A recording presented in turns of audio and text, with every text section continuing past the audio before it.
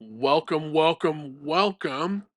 Today we're going to talk about something that seems completely irrational. Imagine you own a locomotive worth millions of dollars. It still runs, it still pulls freight trains, it still does exactly what it was built to do.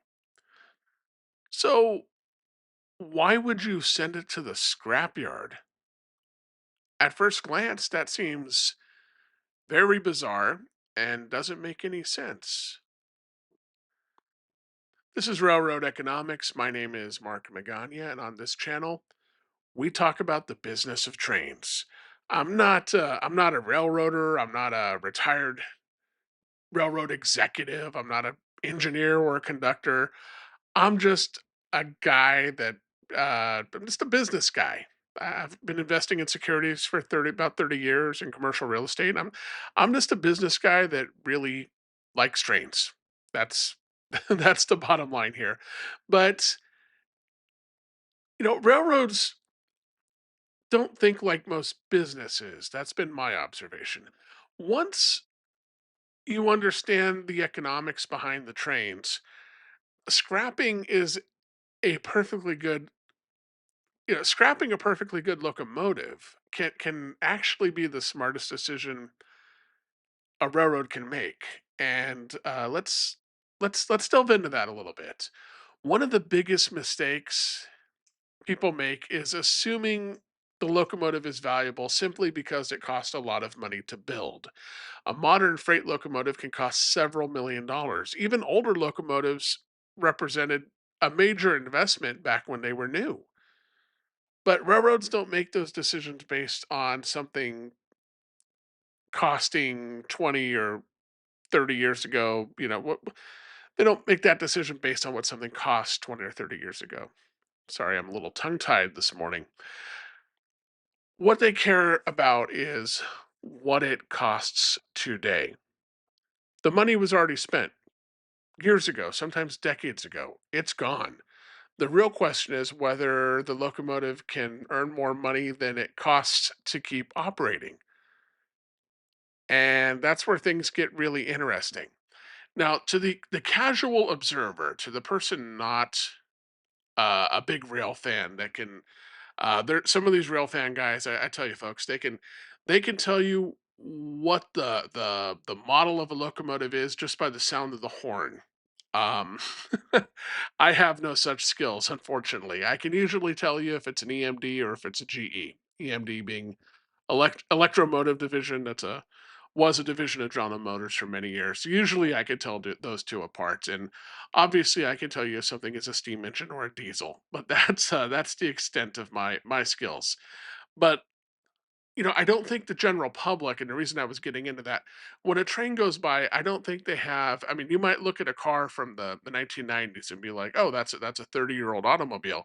You see 30-year-old locomotives go past at the crossing all the time and don't even realize it. In fact, not the class 1 railroads, but some of your short lines and smaller class 2 railroads, and they have very old locomotives, things we would something that's old enough that if it was an automobile from that year, we'd be like, that's a classic car.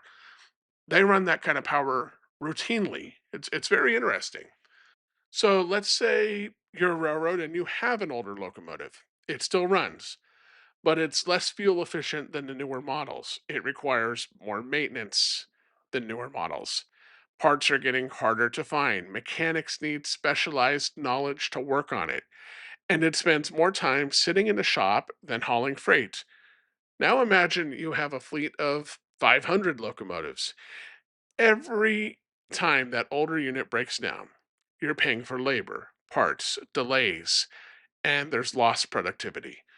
Suddenly that quote free locomotive that's already been bought and paid for, it's really not that free at all. Actually, it's expensive and it can be very expensive.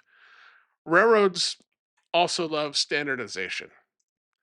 If a railroad can operate 500 locomotives that are similar, life becomes easier. It just does.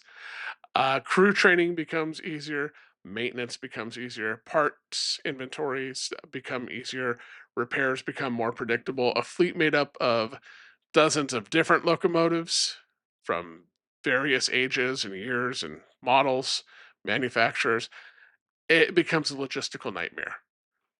Sometimes railroads retire perfectly functional locomotives simply because they no longer fit the broader fleet strategy. The locomotive may still work, it just doesn't work economically. And we have a good example of this, and maybe I'll touch on this a little later in the video, but just think back to the late 1950s, early 1960s when steam engines were on the way out. They they all still worked. They were very powerful. They did their job, but they were just no longer efficient. And there was a better way to move freight that was cheaper. But they didn't keep them around just because they still worked. They scrapped them, they donated them, whatever. So in our modern era, environmental regulations can play a role also. That factors in. It's just if you're depending on your state, you're familiar with getting a smog check for your car. Well, environmental plays a role in locomotives too. Many older locomotives were built long before modern emission standards existed, and railroads then have to face a choice: spend hundreds of thousands of dollars rebuilding and upgrading an old locomotive, or just retire it and put that money towards a newer one. In many cases, the numbers simply don't work for rebuilding a locomotive. Now, here's where things get even a little more interesting. People often ask, well, why not just sell it? And sometimes railroads do. Older locomotives frequently find second lives on short lines, regional railroads, industrial railroads, sometimes overseas. But not every locomotive has a willing buyer. Even when buyers exist, the sales price might be surprisingly low. If a locomotive needs major repairs, expensive upgrades, or like a complex overhaul, the railroad may discover that the scrap value is actually greater than what somebody is willing to pay. At that point, the locomotive stops being a transportation asset. It becomes a pile of steel, copper, and other reusable components and recyclable components. It's not that different from your car. Your 30-year-old Toyota Camry that served you reliable for decades. I mean, you could rebuild it, or you could just go buy a new Camry.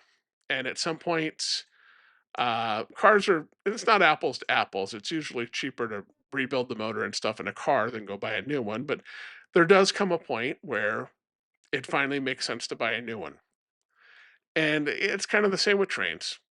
This whole concept, I mean, this isn't unique to diesels. Just going backwards a minute and touching on what I was talking about a few moments ago. Railroads have been making these decisions for more than a century. During the transition from steam to diesel, thousands of steam locomotives were retired. Some were donated to museums. Some became static displays in parks. That seems more common on the West Coast. If you're a West Coast person like I am originally, yeah, there's parks and stuff, and somewhere there's just a big steam engine park there on display. It's actually really cool. A few lucky ones, lucky steam engines did survive, and they operate on excursion services or stuff like that. And unless you happen to be a very lucky steam engine for the Union Pacific, none of the class ones kept their steam programs. The Union Pacific I believe right now they have 3 steam locomotives that operate. It's very few and far between, and it makes big news when they do operate one. I'm sure we've all seen probably seen the headlines for the big boy crossing the country. But that's the exception. The economics to run that thing is a whole lot more than running a diesel locomotive, and it just doesn't make sense.